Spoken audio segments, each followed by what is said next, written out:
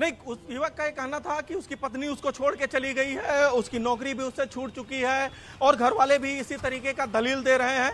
लेकिन अगर आपकी पत्नी छोड़ के चली गई हो या आप की नौकरी छूट गई हो तो क्या आप इस तरीके की घटना को अंजाम दे सकते हैं? ये सुनियोजित तरीके से आप देखिए, उस 32-33 सेकंड में जिस तरीके से युवक वहां पे पीएससी के जवानों पे हमला करता है, उसके ऊपर ताबड़तोड़ 1 2 3 4 5 करीब 7 से 8 बार हम वार करता है। वो पीएससी का जवान गिरा हुआ है, हाथ पैर चला रहा है, अपने आप को बचाने की कोशिश कर रहा है, लेकिन वो जो हमलावर है एकदम दरिंदे की तरह उस पीएससी के जवान पे टूट पड़ता है।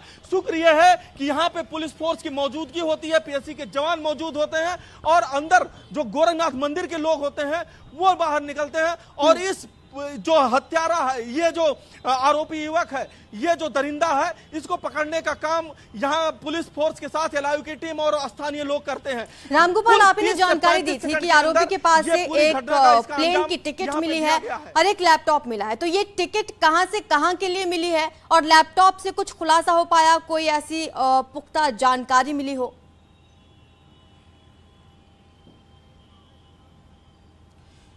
बिल्कुल, युवक के पास जो है एक गोरखपुर से दिल्ली का फ्लाइट का टिकट मिला है, लेकिन उसने 28 मार्च का वो था, उसमें उसने सफर नहीं किया था।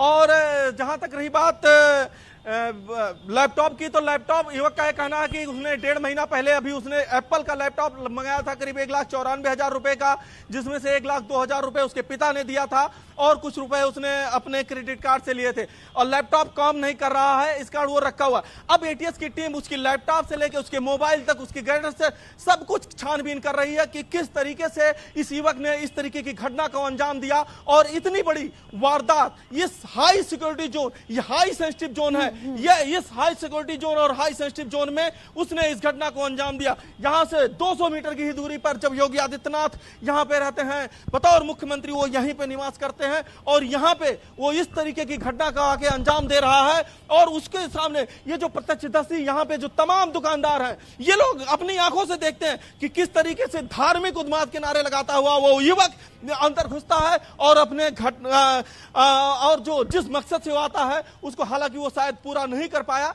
लेकिन वो धार्मिक नारे लगाते हुए अंदर की तरफ मंदिर में प्रवेश कर जाता है। जी, लेकिन सवाल ये भी है कि इतने घंटे बीत चुके हैं, कल शाम को ये घटना हुई, इस वारदात को अंजाम दिया गया, अब तक बड़ी कार्रवाई क्या हुई है? कोई साथी के बारे में कुछ पता चल पाया? किसके साथ संपर्क में था आरोपी?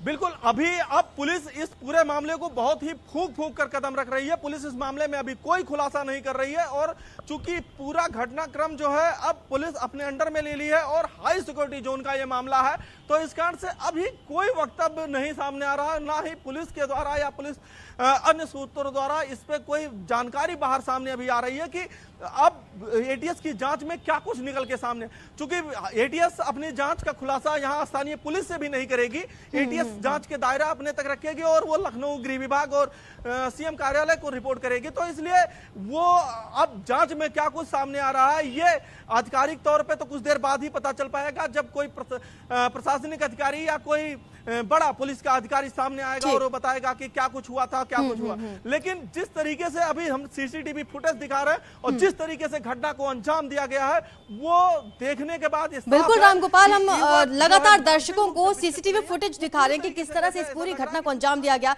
ऋषभ मणि भी हमारे साथ जुड़ चुके हैं। ऋषभ, एटीएस को जांच सौंप दी गई है, एंटी टेररिस्ट स्क्वाड को, और अब क्या लगता है अगला क्या कदम हो सकता है टीम का?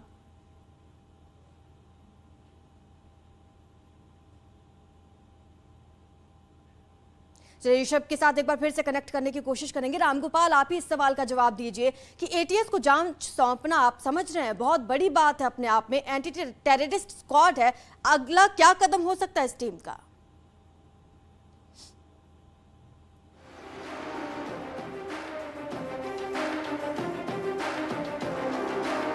रामगोपाल, आप सुन पा रहे हैं मुझे?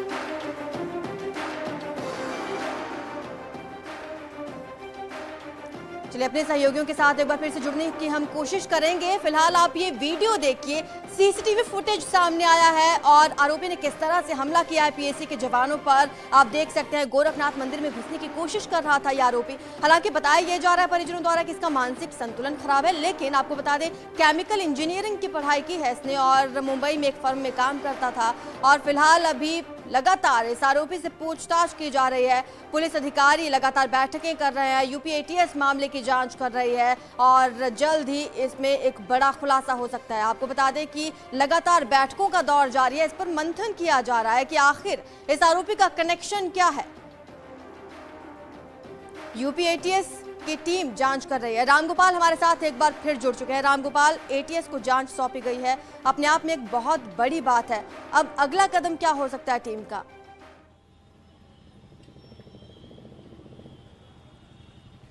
चूंकि अब थोड़ा इंतजार और करना पड़ेगा कि इस पूरे जांच में क्या कुछ सामने निकल के आ रहा है। जिस तरीके से परिजन ये दावा कर रहे हैं कि जो है वो युवक मानसिक रूप से उसका इलाज चल रहा है, स्वस्थ नहीं है, तो अब थोड़ा सा इंतजार करना पड़ेगा। चूंकि मामला बेहद ही सेंसिटिव है, मामला मुख्यमंत्री की सुरक्षा से जुड़ा हुआ है और मुख्यमंत्री के मंदिर से जुड़ा हुआ है, तो इसलिए यहाँ पे जो अधिकारी हैं वो भी बहुत ही फूंक फूंक कर कदम रख रहे हैं। और शायद इसीलिए आप देखिए कि जिस गेट पे कल तक कोई सुरक्षा मतलब जांच नहीं होती थी, सिर्फ सुरक्षा के जवान और पीएससी के गार्ड यहाँ पे तैनात थी, आज वहां पे जो भी व्यक्ति एंट्री ले रहा है उन सारे लोगों की जांच की जा रही है। सभी लोगों का बाकायदा यहाँ पे चेकिंग की जा रही है और चेकिंग के बाद ही उन लोगों को एंट्री दी जा रही है। तो इस तरीके की यहाँ पे जो है अब गोरखनाथ मंदिर में सुरक्षा व्यवस्था बढ़ा दी गई है और लगातार यहाँ पे भी अब सुरक्षा सख्त कर दी गई है। और गोरखनाथ क्षेत्र पहले से ही हाई सेंसिटिव जोन में था, अब इसको और भी यहाँ पे सुरक्षा व्यवस्था मजबूत की जा रही है। जहां तक रही आरोपी युवक की, तो आरोपी युवक जब तक अब एटीएस और यूपी एसटीएफ के साथ साथ जो स्थानीय पुलिस है, इनकी जो विशेष स्क्वाड है, चाहे वो क्राइम ब्रांच हो, एसओजी हो, अदर की टीम है, वो लोग लगातार युवक पे नजर रखे हुए हैं, पूछताछ कर रहे हैं। और उसके बाद जब तक अब एटीएस के द्वारा नहीं बताया जाएगा तब तक कुछ भी बात सामने नहीं आएगी। जी, ये सीसीटीवी फुटेज हम लगातार अपने दर्शकों को दिखा रहे हैं और सवाल मन में यही आ रहा है कि मंशा क्या थी आरोपी की।